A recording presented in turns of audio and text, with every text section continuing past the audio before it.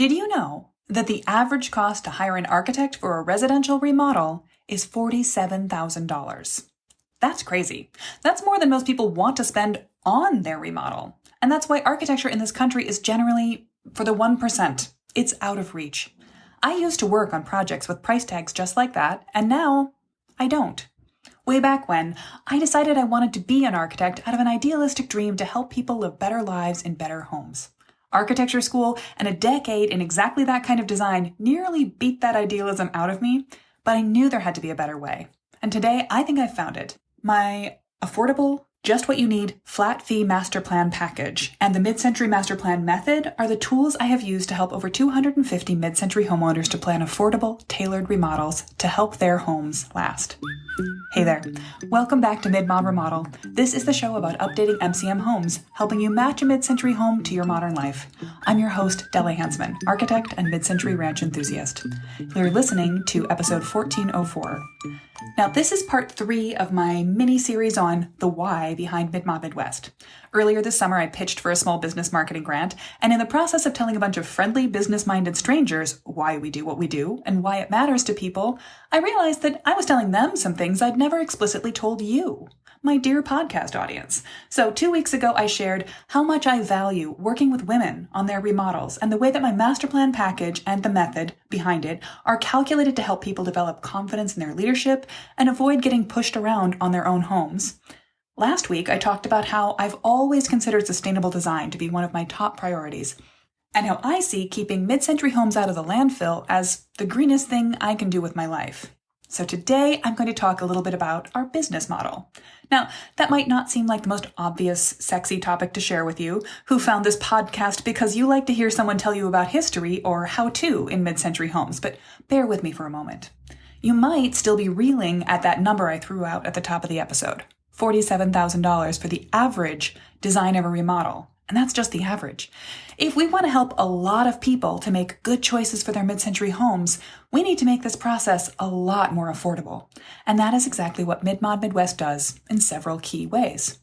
The core of our philosophy you can get for free by watching our 2 free masterclasses that I've prepared. Planning an MCM remodel to fit your life and budget is aimed more for the DIY designers among us, and the 3 secrets of a regret-proof remodel is meant more for people who are hoping to hire a designer, but they both give away the whole game, the entire master plan method for the price of your email address. You don't even have to give me your main address, although if you do, I'll send you a mid-mod pep talk on the weekly and remind you to listen to the podcast every week. Now, we also have a host of other free and low-cost design resources intended to steer mid-century homeowners in the right direction. And the Ready to Remodel program gives you forever support in your home update process through our monthly Architect Office Hours call. If you want to know more about any of those services or resources, check out the show notes page, which will also have the transcript of the episode at midmod-midwest.com/1404. Here's the thing all of those free and low-cost resources can't really do. They can't give you our design eye and expert training, what it means to understand a building in ways that self-trained builders don't. There is an efficiency to expertise. Most people see their stairs, for example, and assume that's where they have to be. Stairs might seem like the metaphorical spine of the house, but actually the spine of the house is in the post and beam structure or in the 2x4s and columns in your basement. Stairs are a movable element. In some cases, they can be moved expensively, and in some cases, inexpensively. Other people will look at a wall and either assume it is structure and can't be moved, or assume that because they've seen on HGTV that you can open up your kitchen, that all the walls in your house can vanish. Now here's the thing. You're not a building science expert, and you don't want or need to become one. The builder that you'll eventually hire won't necessarily offer some of the more out-of-the-box solutions that could transform your life. That's not their job. They're not going to open up cans of worms they don't need to, and that's not a dig on builders. But what makes a good builder is not what makes a good designer. A manager of details, an excellent craftsman, is not necessarily a generator of good ideas. Architects have a skill that more people need. Design and creativity has the power to take a few remodeling dollars farther than just doing the same thing that your neighbor did. I want to talk about the reasons behind our plan, but first I'm going to roll back to last week. Last week on the podcast, I was talking about my mission to keep mid-century homes out of the landfill. Now, these mid-century homes are so lovely for so many reasons. They are solid. The last of the old-growth pine forests are in the solid 2x4s of mid-century ranches, and they were designed to be a minimum viable house that a homeowner could improve on over time, add on to, and they were right-sized to begin as starter homes and end up as perfect single-level, age-in-place homes for anyone of any age. The dream home of the 1950s can be the dream home of a next generation and many more to come. What's stopping that from happening? Nothing is stopping the houses from just existing, unless they get torn down, see last week, but is just sitting there being the right size in the right neighborhood at a reasonably affordable price relative to our current market. Is that the same as being the dream house of a generation? Not really. These houses do need a bit of tweaking and a little bit of a shine up to really seem great, not just good enough. And many mid-century buildings, not just homes, commercial buildings, hide in plain sight, looking bland, boring, or even bad because their subtlety is disguised by poor repair and 90s beige paint. Have you ever driven down a main commercial street in your town and noticed a new business going into an existing building? Suddenly, it's just a mid-century dream. And all they really did was add a fresh coat of paint and a vintage-styled sign and de-beiged the building. And you think, whoa, where has that been this whole time? It just needed a mid-century glow-up to take it back from unpretentious and bland to sleek and effortlessly stylish. The same is true for mid-century homes. Wrap them in beige vinyl siding, paint the interior trim cottage white, and cover the floors in wall-to-wall carpet, and they're just boxy small houses in walkable neighborhoods that may or may not have an attached garage. But with a few thoughtful tweaks, with the difference that design can make, they can glow. They do need those right tweaks, though. They need a few nudges from someone who cares. And they need to be tuned to match your life. Because here's the thing, you actually know best the list of things your house needs to be a home. But homeowners like you often feel the least confident in calling the shots in a remodel. Call it the used car salesman problem. You will likely remodel only one or maybe 2 or 3 homes in a lifetime. But everyone you work with in the remodeling process does this every day. They're going to feel pretty confident compared to your sense of what should happen, even when you know in your heart that you wanted it to be that way for reasons. And I don't want to point fingers, but the remodeling industry as a whole runs in ruts, repeating the HGTV choices that age like milk and constantly pushing a bigger is better mentality than promising to make up the difference in cheap materials. Having a designer makes all the difference. But again, most home updates in America take place without any design input at all. My nightmare. Design thinking, not even necessarily by a designer, but that thinking process, the time it takes to wait, to evaluate your choices, to weigh things against each other, to test out different ideas, is essential to ensure that remodeling is done at the right scale and in the right style, that the work you're taking on is a good fit for the house and for you, the homeowner. Rushing your decisions and taking on remodels quickly without taking time for design, without asking the right questions, leads to remodelers' regret without fail. But it's pretty clear why most people don't work with a designer. Architecture is wildly unaffordable to most people. It can run from that average $47,000 for the architect and up to hundreds of thousands of dollars. Fee structures for design are generally an unpredictable number of hours at an hourly rate or a percent of the assumed construction cost. And it's a really frustrating thing. But as you know, if you've been listening to the podcast for a while, I'm an idealist, and I wanted to come up with a better way to make this happen. For me, when I came back to Madison, found a mid-century ranch, and started to sing the song of my mid-century people, I helped my sister's friend, and then a neighbor of mine, and then more local mid-century homeowners to plan better, smaller, tailored remodels to make their homes last. I lowballed my prices in the early days, and I also essentialized the classic process I'd been trained in as I went. I kept asking myself, what do people need to know most before they got started? I wanted to find a way to give the homeowners I worked with all the benefits of the conventional design methods I was trained to use for the smallest fraction of the potential cost.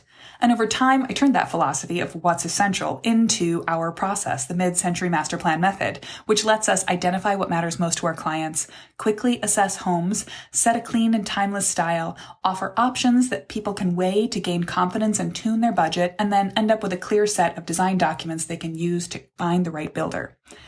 We took this even further when we realized in the pandemic that It was possible for homeowners to measure and document their own homes, and we could carry on with design work remotely, so that the next time that someone reached out to me from California asking if I could help, I said yes. And now we've master planned remodels in Florida, in Minnesota, in Washington State, in Washington, D.C., all over the country. Mid-Mod Midwest exists at a Venn diagram overlap of several different design markets. What we do now, because of this winding journey I've taken to offering design in a fixed fee package, is a little different than a bunch of other ways that homeowners usually seek out help to plan their remodel. So I thought I would touch on a couple of the alternatives and talk about why they work and why they don't in certain cases. Theoretically, we compete with other residential architecture firms in our custom design packages. But it's not really a one-to-one overlap because our fixed fee design service package offers a different service from the much more linear hourly rate services of the traditional architectural services model. When you hire a conventional architect, they will offer you some or all of a linear menu of services. Usually they want you to go from start to finish, but you start at the start no matter what and sort of work your way through until you want to go on your own. Typically, those services begin with schematic design. That's the ideation phase. It includes studying the program, what the design needs to do, testing usually multiple options for different directions the design could go in. In my last firm, this often involved preparing several sketched floor plans or diagrams and asking the client to pick one. We'd usually give them some Pinterest photo boards at the same time. Once they picked a plan, we'd proceed to the DD phase, design development.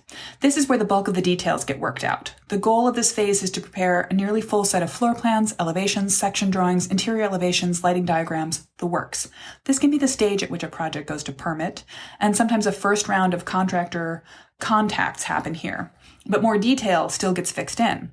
The construction document phase, CDs, firms up every detail, and it becomes the basis of a contract with the builder. There are schedules, lists of every door, window, and finish material. Every design choice is locked in. Contractors will undertake to build the project exactly as it is drawn and specified, and bid specifically against those drawings and specifications. So then managing the bid process is another phase of work often done by an architect, because the firm can communicate clearly on behalf of the owner exactly what the design is and make sure contractor bids are clear enough to be compared apples to apples to apples. Finally, the architect can manage the project, going to the site and observing progress to, again, ensure for the owner that everything happens exactly as it was designed. Now, all of that is great stuff, but it's also a lot of work. And part of the reason that it can add up to tens or hundreds of thousands of dollars to hire a team of architects to do for the length of time that it takes to think up and then finish building a building. And how are those large dollar figures even calculated? I think every single residential architecture firm has a slightly different way of thinking about their services and pricing them out. But often it's a combination of a fixed fee for some part of the kicking off of the project, an hourly rate for some amount of the design work, and or a percentage of the overall construction cost estimated or bid. Now, I have my feelings about working as a percentage of the construction cost. This is actually often the way that interior designers work, which is more fair for them since they're involved in the management of procuring of all of the things. From my point of view, when you bill yourself as a rate of the percentage of the construction cost, you are hitching your wagon to the idea that a bigger, a more expensive project is better for you. A properly ethical architect shouldn't be fluffing out a project to make it more expensive so that their percentage goes up, but they're never really being encouraged to make the project smaller. And then those hourly rates. It's also counterintuitively a problematic way to pay someone for their time. Of course, it makes sense that the number of hours they work should be compensated by a number of dollars. Lawyers love to bill this way. We're all pretty familiar, too, with the idea that lawyers like to be on the clock. This maybe feels like a cheap shot. We love to villainize lawyers, but let's just think about it. We've ever seen a TV show or a movie, you can be familiar with that sort of villainous character who likes to bill their client for the 15 minutes they thought about someone while eating breakfast. Now, designers, on the other hand, are more likely to underbill you for their hours than overbill you. After all, I guarantee your architect will be thinking about your design while walking their dog, while eating breakfast, while getting to work, and probably for an hour or two after they should have gone to sleep at night for best mental health outcomes. But I've never met an architect who bills for much more time than they spend sitting at the drafting table or their computer. I think that actually architects and our clients both are prey a little bit to the concept that what we do is a skill, a profession, but also an art form. And aren't artists always supposed to do what they do for free anyway? Sure, it's a job, but if it's a calling, wouldn't you do it if no one paid you? So from a designer's point of view, billing hourly for your work runs the risk of not actually charging appropriately for the amount of your life energy you give up thinking about the project. And on the other hand, experience makes for efficiency, which makes hourly rates more confusing. The same work done by two different people who are more or less experienced in a particular subdiscipline of architecture, a particular style, like mid-century, for example, can be done more or less efficiently based on that experience. And just as you go through your career, things that take you more time when you're young and you need to do code research, contemplate options, and get double-checked by colleagues or collaborators, later can be something you can solve at a glance. I've certainly experienced that. Of course, the reward for a job well done is always another job and usually a harder one, but it can feel problematic to charge for your hours rather than your expertise once you hit a certain level of expertise. This is part of the reason that in the end, I felt that we could charge more for our value than for a specific number of hours we spent on a project. So much for other architects. I love them. I sometimes miss doing that traditional design work, but I generally find that by the time a potential client of ours gets on a Zoom call with me, I already know that our model will be the best fit for their job. You see, our package of design services is what I've calculated as those most essential parts of the super long list of time-sensitive details, what a remodel can least afford to do without. And I was chatting with a potential future master plan client today, in fact. She shared with me that she had scheduled a walkthrough with a local architect before calling me up. He was lovely, she said, but had given her some odd-feeling advice for the house, advice that made her realize that he was more used to dealing with the owners of craftsman homes than mid-century ranchos like her own. And he'd given her a confusing quote, sharing his hourly rate, that was clear, and then a guesstimate of how many hours he thought her project might take him. The upper range of the hours was half again the lower one, and that big gap worried her. What if it took him longer than he'd estimated? Now, I can't speak for that other designer, but I probably understand his unwillingness to promise a specific number of hours. Every design project is unique, every client can ask for different amounts of work, and it can be difficult to know in advance how much time that work will take. But that's part of the advantage for us at Mid-Mod Midwest of our master plan system. We have a fairly precise idea of our general project-oriented time. Because we know our process and we always approach our design with the same starting materials, we know that if one part of the house presents more difficulty, we can fall back on our experience in other areas and usually keep a consistent projected hourly budget. Even if we don't, the overage doesn't come down on our clients. They know what they're paying in advance. Okay, architects. Let's talk about interior designers. I'll talk about them actually a little less because their expertise is not mine. I know a lot more about what traditional architects do because I used to be one. Now, there's a lot of credit I have to give to interior designers, and they might be the right fit for your project. It depends on what you want, because there's a lot you can do to change your house with an accumulation of subtle but well-calculated tweaks. An expanded window, a shifted sink layout, and new finishes all over. Interior designers are trained to help you do just that, the best. And they will hold your hand or work on your behalf to select every single element in the house, from faucets to furniture. We don't do what they do. Our master plan package stops around the schematic design phase. We focus on the big picture of what you want to change about the way you live in your house, rather than those most subtle details. But they also don't do what we do. Interior designers are generally not versed in additions, structural changes, or bigger moves than changing the layout of a single room. Sometimes not even that. I think knowing whether you want to work with an interior designer or with an architect or with Mid-Mod Midwest depends on the scope and scale of what you're hoping to change in your house and how hands-on you want to be with that process. But really, our main competitor, the evil specter I find myself constantly competing with in my brain, isn't another designer. It's an absence of design. Because again, most remodels in America take place without any design services or design thinking at all. So the typical solution is that a homeowner decides to improve their house and then calls a few contractors, accepts a low bid, and begins making changes to their home. Now, to me, this is the worst case scenario for the homeowner and even for the builder, because it hopscotches that necessary focusing step of devoting time to design. Design time is so essential to ensure that the work gets done at the right size, the right scale, and the right fit for the house and the homeowner. So we really see our greatest work our market opportunity, to business speak at you, to step in quickly into the middle of that process and provide that essential design service for homeowners before they connect with a contractor to make their plans happen. There you have it. A little more idea, I hope, than when you started listening of why Mid-Mod Midwest works the way that we do. We are an unusual little outfit. Not only are we the only architecture firm I know of specializing only in remodels for mid-century homes. Hey, if I'm wrong and you are or know of another firm like that, tell me about them. I want us to be friends. But we're also rare in our approachable flat fee master plan package business model, because my goal is to make remodels more affordable, more manageable, and better designed for as many people as possible. So if you find that you would like our help with your project, you know where to find us. Start with the show notes page for this very episode, midmod-midwest.com/1404. We would love to work on a master plan for you, or to walk you through the steps of creating one on your own in our Ready to Remodel Home or Design program. And that brings us to the end of this little 3-part series on the behind-the-scenes stories of why we do what we do at Mid-Mod Midwest. So stay tuned for next week when I'll be telling you that your mid-century home was designed for an easy addition, and I'll share some of my favorite design tips for making the most of adding on to an MCM home.